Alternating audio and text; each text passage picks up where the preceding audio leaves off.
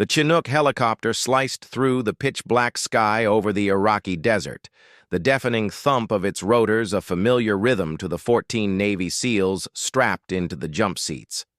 It was the night of April 1st, 2003. The mood inside the aircraft was one of intense, focused anticipation. These men were the quiet professionals, the tip of the spear, and they had been handed a mission that didn't come across their briefing papers every day. They weren't after a high-value target or an arms cache. They were going to get one of their own back. Or so they thought. The intelligence was sparse but critical. A young U.S. Army soldier, Private First Class Jessica Lynch, was being held captive in Saddam Hussein's hospital in the city of Nasiriyah.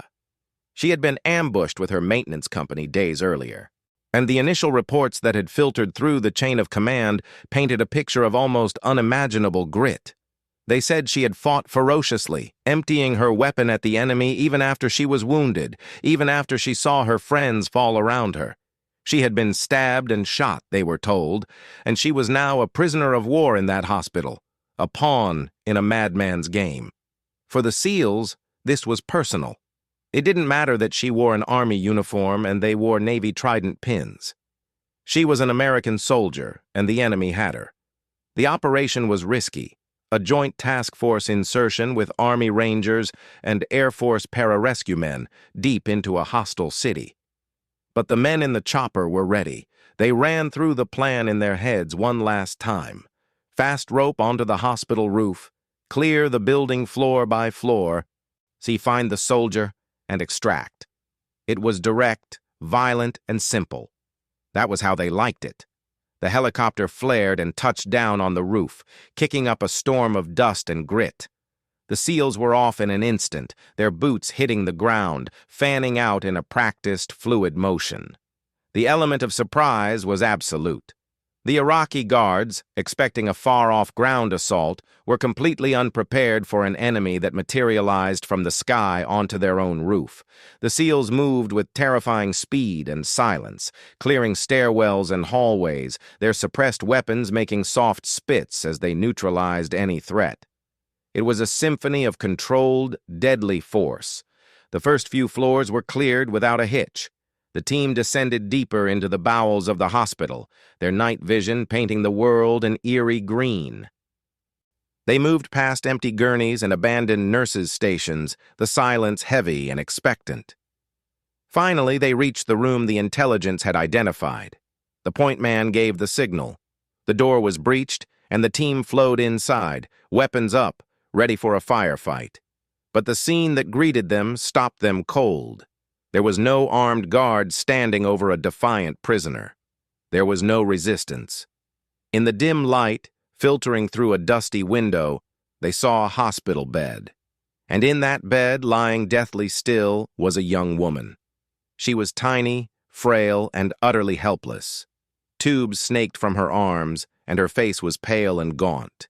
Her injuries were horrifically apparent: a broken arm, a shattered leg, and a deep wound to her head. She looked less like a dangerous POW and more like a broken bird that had fallen from its nest. A moment of profound, disorienting silence filled the room. The SEALs, who had braced for a fight, found themselves staring at a ghost. This was the soldier who had fought to the death? This was the high-value captive they had risked so much to retrieve? One of the SEALs, a large, imposing man with a shaved head and a face painted for war, slowly lowered his rifle. The sight before him was a gut punch. He had seen combat, had witnessed the cruelty of men, but the vulnerability of this woman, alone and broken in an enemy hospital, struck a chord he hadn't expected. Then the medic pushed through. The team's corpsman, a man whose job was to patch up wounds and keep his brothers in the fight, moved to the bedside. He began his assessment with clinical precision, checking her vitals, examining her injuries. As he worked, and his expression shifted. The professional mask he wore began to crack, revealing something raw and deeply human underneath. He looked at her hands, hands that were supposed to have gripped a rifle just days before. They were small, the hands of a clerk or a supply driver, He looked at her face, so young and innocent in its unconscious state. She wasn't a warrior. She was a child caught in a nightmare far beyond her control. The medic, a man who had seen the worst of war's aftermath, felt a lump form in his throat. The reports of her heroism weren't just about her fighting back. They were about the incredible spirit that had kept her alive through unimaginable trauma and captivity. He realized with startling clarity that this woman, this civilian in a soldier's uniform, possessed a courage that was just as profound as any SEAL's. It was the courage to simply survive. The other SEALs, who had been holding security in the hallway and at the door, glanced into the room. They saw their medic, a man known for his stoic demeanor, gently checking the soldier's pulse, his eyes glistening. The sight was more powerful than any enemy they had ever faced. The entire team, the hardened, battle-tested warriors, were brought to a standstill by the sheer heartbreaking reality of the woman they had come to save. They weren't saving a fellow commando. They were saving a symbol of American innocence, a daughter, a sister, a girl who had just wanted to serve her country and had paid a terrible price. The silence in that room was not one of fear, but of profound collective reverence. The moment lasted only a few seconds, but it felt like an eternity.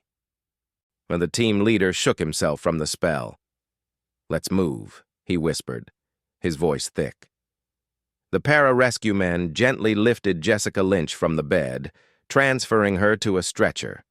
The SEALs formed a protective cordon around her, their weapons no longer aimed at ghosts, but at the very real dangers that lurked in the dark hallways. They moved back up through the hospital, their pace quick, their focus absolute. The extraction was a blur of controlled urgency. As they emerged onto the roof, the rotors of the Chinook were already spinning up. The flight back was a stark contrast to the ride in. The men were quiet, but it was a different kind of silence. The adrenaline was still there, but it was mixed with a deep, soul-stirring emotion that few of them had ever felt. They looked at the stretcher, then at the young woman who was now safely in their care, and they understood the true weight of their mission. They hadn't just rescued a POW, they had brought home a piece of America's heart. The story of Jessica Lynch, the little girl from Palestine, West Virginia, who had fought with the spirit of a lion, would be told for generations. But for the SEALs on that helicopter, the real story wasn't the one in the newspapers. It was the silent, wounded girl in the stretcher, whose quiet dignity and unimaginable bravery had stopped a team of hardened killers cold and reminded them all what they were truly fighting for. In the years that followed, the details of her capture and the nature of her injuries would be debated and clarified. The initial reports of her shooting her weapon were later adjusted. She had been unconscious for most of the ambush after her vehicle crashed. But the core truth remained. She was a 19-year-old supply clerk, thrust into a hellish ambush, who survived 9 days of terrifying captivity with severe, life-altering injuries. She was awarded the Purple Heart and the Bronze Star. She eventually left the Army, went home to West Virginia, and became a teacher, a quiet life far removed from the chaos of Nasiriyah. But for the men who carried her out of that hospital, she would forever be the reason they understood that heroism wears many faces. Sometimes, the most powerful one is the face of a silent, wounded survivor who never stopped fighting to live.